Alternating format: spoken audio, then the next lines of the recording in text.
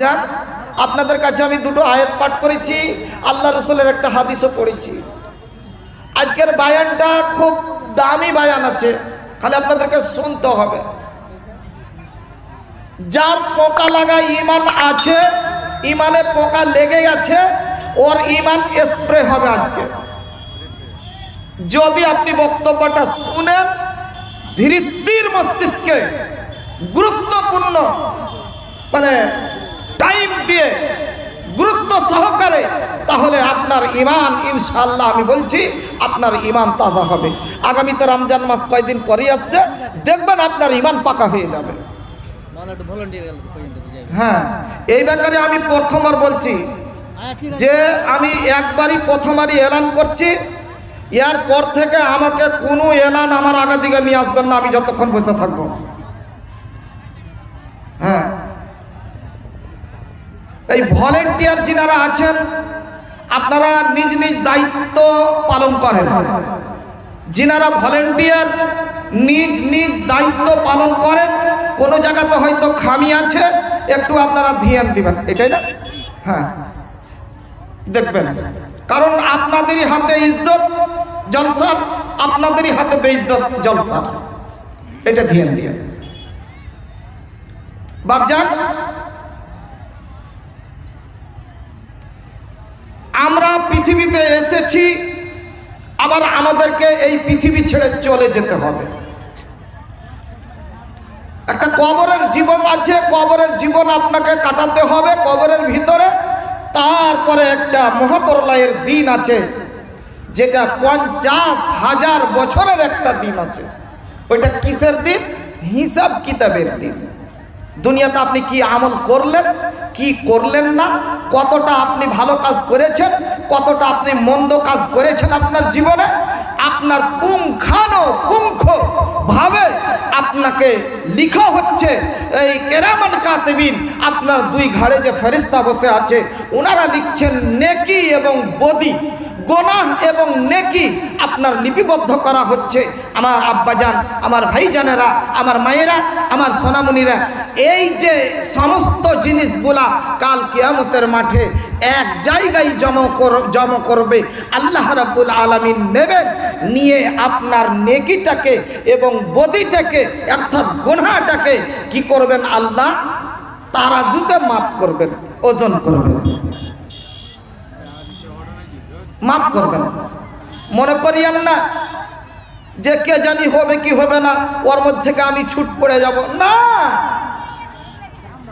জীবনে এটা আপনি আদৌ বিশ্বাস করিয়েন না, ভাবিয়েন না। চুরি করতে গিয়েছেন, চুরি করেছেন, ওর মধ্যে থেকে আপনার নাম কেটে গেছে, হয়তো এলান হয়নি, বেঁচে যেতে পারেন, কিন্তু কিয়ামতের দিন আপনাকে রেহাই দেওয়া হবে না। মানুষ জীবনে আমল করেছে, যা কাজ করেছে, সব ওকে কিয়ামতের দিন হিসাব দিতে হবে আল্লাহর কাঠগড়ে দাঁড়িয়ে। আমার বাপজান, নেকি বদি ওজন হয়ে গেল। যে জান্নাতি হবে, জান্নাতের ওকে সার্টিফিকেট একটা দেওয়া হবে। যে জান্নাতি হবে না, জাহান্নামী হবে, ওদের একটা সার্টিফিকেট দেওয়া হবে। আল্লাহ রাব্বুল আলামিন সারা পৃথিবীর মানুষকে এক জায়গায় একত্রিত করবেন, দিয়ে আল্লাহ দুই ভাগে বিভক্ত করবেন। আল্লাহ কোরআনে বলছেন কি করবে? দুই ভাগে বিভক্ত। বিসমিল্লাহির রহমানির রহিম। ফারিকুন ফিল জান্নাতি ওয়া ফারিকুন ফিন নার। আল্লাহ রাব্বুল আলামিন কিয়ামতের দিন সারা পৃথিবীর মানুষকে দুই ভাগে বিভক্ত করবে। একটা ভাগা হবে ফিল জান্নাহ, অর্থাৎ সুখময় স্থানের দিন জান্নাত, ওই জান্নাতের ভিতরে ওর জন্য স্থান হবে, ওর হাতে যেন আমল নামা দেওয়া হবে, জান্নাতের সার্টিফিকেট দেওয়া হবে। বন্ধুরে আমার, ভাইজানেরা আমার, দাদুরা আমার, চিন্তা করে দেখুন যখন ওর হাতে আমল নামাটা যখন পড়ে যাবে, ওজন করতে গিয়ে নেকির পাল্লা ভারী হয়ে গেল, আল্লাহ রাব্বুল আলামিন হাসতে হাসতে ওর হাতে আমল নামা দেবে, ডান হাতে আমল নামা দেবে, অর্থাৎ জান্নাতের সার্টিফিকেট দেবে। ওই জান্নাতের সার্টিফিকেট যখন পাবে বাপজান, বন্ধুরে আমার, ওই লোকটা এত খুশি হবে, এত আনন্দ হবে। আপনাকে একটা উদাহরণ, সিম্পল উদাহরণ আপনাকে দিই। আপনার ছেলেকে আপনি পরীক্ষা দেওয়ালেন, সে ম্যাট্রিক পাস করলো, সে কিন্তু বোর্ড করেছে, বোর্ডের ভিতরে 1 নম্বর হয়েছে। আমার আব্বা জানেরা, ওর কাছে যখন সেই সার্টিফিকেট কেন আসবে, 1 নম্বর বোর্ডের যখন নাম যখন ওরা আসবে, বন্ধুরে ওর ভিতরখানা এত আনন্দে আনন্দিত হয়ে যাবে, এত আনন্দ হবে, খুশিতে ভিতর যেন উজাল করবে। সেই মতো যখন তার ডান হাতে আমল নামা হয়ে যাবে, ওই লোকটা কি করবে, খুশিতে আটখানা হয়ে গিয়া নিজের আমল নামাখানা যেন লোককে দেখে বেড়াবে, ওর কাছে দেখবে, ওর কাছে দৌড়াবে, ওর কাছে দৌড়াবে, দেখো ভাই রে, আমাকে আল্লাহ জান্নাতের সার্টিফিকেট দিয়েছে। বাপজা কত খুশি! আল্লাহু আকবার। আমি আল্লাহর কাছে দোয়া করি, যে কটা এখানে বসে আছেন আল্লাহর বান্দা বান্দিরা, আল্লাহ যেন ওদেরকে এই খুশিটা কিয়ামতের দিন দেয়। বলেন একবার আল্লাহুম্মা আমিন। আমার বাপজা, এত আনন্দের দিন হবে সেই দিন, যার আমল নামা ডান হাতে পড়ে যাবে। আল্লাহু আকবার। ওর সম্মান কতটা ওর সম্মান! বাপজা দেখুন, আপনার সম্মানটা আপনাকে দেখায়। একটা লোককে আপনি ভোটে দাঁড় করিয়েছিলেন, দাঁড় করার পরে ওই লোকটা কম্পিটিশনের মাধ্যম দিয়ে ও কিন্তু পাস করে নিয়েছে। যখন পাস করে নিল, ওর পার্টির লোক কত খুশি মানায়, চিন্তা করেছেন আপনি? ওই লোকটা কত খুশি মানায়, চিন্তা করেছেন আপনারা? দেখেছেন, করছেন, দেখছেন আপনারা? এত খুশি, এত খুশি, আবির মেখে আর নাচ গান করে আর ডিজে বাজিয়ে কত রকমের মানে আনন্দ। ভাইজান আমার, এটা যদি ক্ষণেকের আনন্দ হয়, এটা যদি 5 বছরের আনন্দ হয়, তাহলে বাপজান চিরকালের জন্য ওকে জান্নাতে যেতে হবে, জান্নাতে থাকতে হবে। ওর আমল নামা যদি ওর ডান হাতে পড়ে যায় জান্নাতি, তাহলে ওর অবস্থা সেদিন কি হতে পারে! আদর করে, যত্ন করে, সম্মানের সহিত ওকে জামাই আদরে জান্নাতের ভিতরে নিয়ে যাবে। কত আদর, বলার সীমা নাই। আপনি বুঝতে পারছেন, আল্লাহ আপনাকে জ্ঞান দিয়েছে, আমার ভাষাই আমি প্রয়োগ করতে পারছি না। কত আনন্দ সেদিন ওর ইজ্জত সম্মান হবে। সাধারণত একটা এমএলএ এমপি যদি আমার বাড়ি আপনার এলাকাতে আসে, আমার গ্রামে, তো যত ওর ভক্তরা আছে, আল্লাহ কত ওকে যেন লাইন দিয়ে সবাই মিলে দিচ্ছে, চতুর্দিক থেকে দাঁড়িয়ে আছে, আর সভাতেও ভাষণ দেওয়ার জন্য নিয়ে আসছে। কত আদর যত্ন!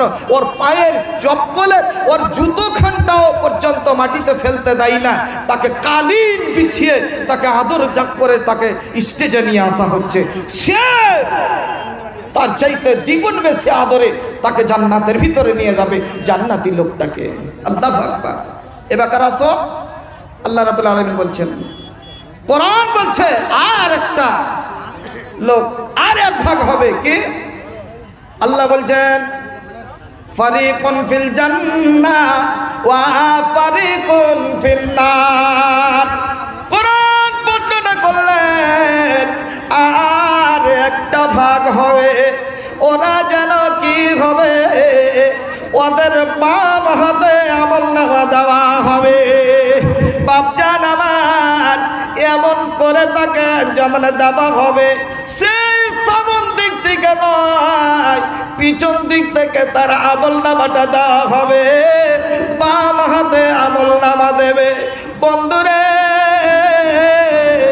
যখন বাম হাতে আমলনামা লোকটার পড়ে যাবে, হাইরে আমার ভাইজান, ওই লোকটা যেন এত কান্না করতে আরম্ভ করবে, এত কান্না করবে, এত কান্না করবে, এত যেন আফসোস করবে বাপজান। আর ওই যে ডাইরেক্ট জাহান্নামের যেই গর্জন শুনতে পাবে, ওই জাহান্নাম যেন গর্জন করবে, নিশ্চয় চোখে দেখবে, আর দেখে যেন অজর নয়নে ক্রন্দন করবে। শুধু তাই নয় আমার আব্বা জানে না, সেই লোকটা যে কাঁদবে সেই দিন কে ওকে সান্ত্বনা দেবে? একটা সান্ত্বনা দেওয়ার মতন লোক অত কোটি কোটি লক্ষ লক্ষ মানুষ থাকবে, অথচ সেই কিয়ামতের দিন ওকে সান্ত্বনা দেওয়ার মতো একটা লোক পাশে দাঁড়াবে না। আব্বাজান, আপনার মেয়েটাকে আপনি পরীক্ষায় বসিয়েছিলেন ম্যাট্রিকে, কারণ বশত সায়েন্সে ব্যাক চলে এসেছে। তো বাড়িতে মেয়েটা যখন খবর পেল যে আমি সায়েন্সে আমার ব্যাক এসেছে, তো হাইরে মায়ের কাঁদন রে, মেয়ের কাঁদন শুনে আর নিজ চোখে দেখে বাবারও মন থামতে পারে না, আর মাও কান্না করতে লেগেছে মেয়ের কান্নাতে, যে মেয়ে কান্না করছে আর বাপ মা কি আর বসে থাকতে পারে? বাড়ির যতগুলো মালিক মুক্তা আছে, চাচা থেকে চাচি থেকে আর খালা থেকে ফুফু থেকে সবাই মিলে যেন সেই দিন দুঃখে দুঃখিত সবাই মিলে যেন তাকে সান্ত্বনা দিচ্ছে।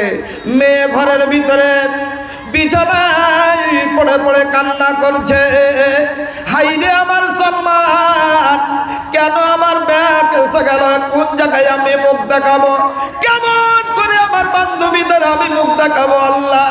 এই বলে আপনার মেয়েটা কান্না করছে। মা এসে ওকে বুঝান দিল, আব্বা ওকে বুঝান দিল। কি বলে বুঝান দিল? হে পাগলি কাঁদিস না, যদি এই বাকার ব্যাগ এসেছে, সরকার একটা সুযোগ দিয়েছে, সামনে বার তুই ব্যাগ সারিয়ে নিতে পারবে।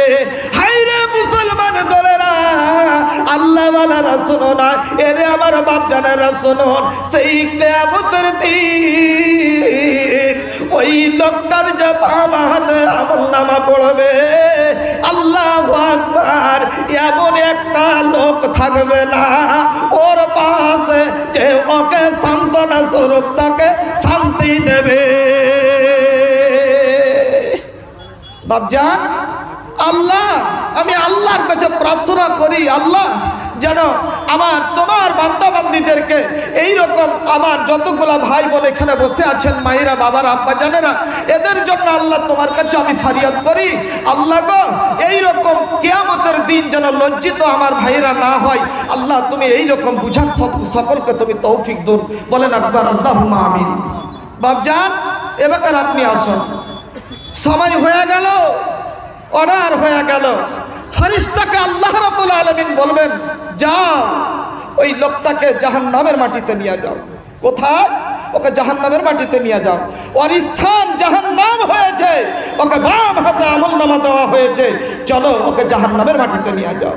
বাপজান, এবার বলুন তো, ওই যে জাহান্নাম গর্জন করছে, এত গর্জন, বাঘের মতো গর্জন করছে, সেই জাহান্নাম গ্রাস করার জন্য, জাহান্নামীদেরকে নিজের পেটে ভরার জন্য, তারপরেও আপনি দেখুন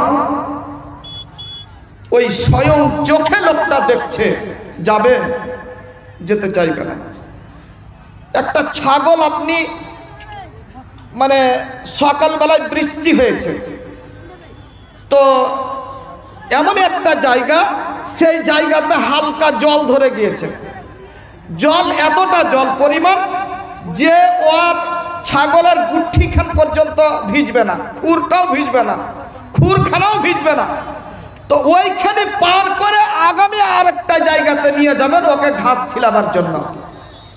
তো ছাগলের একটা রীতিনীতি আছে, ওকে যদি একটু পানি পার করতে যান, তো ও যে এমন জুত করে দাঁড়িয়ে যাবে, 4-5 হাত ছিদ্রে, ও আর জলের দিকে যাবে না, পানিতে কোনো মতেও নামবে না।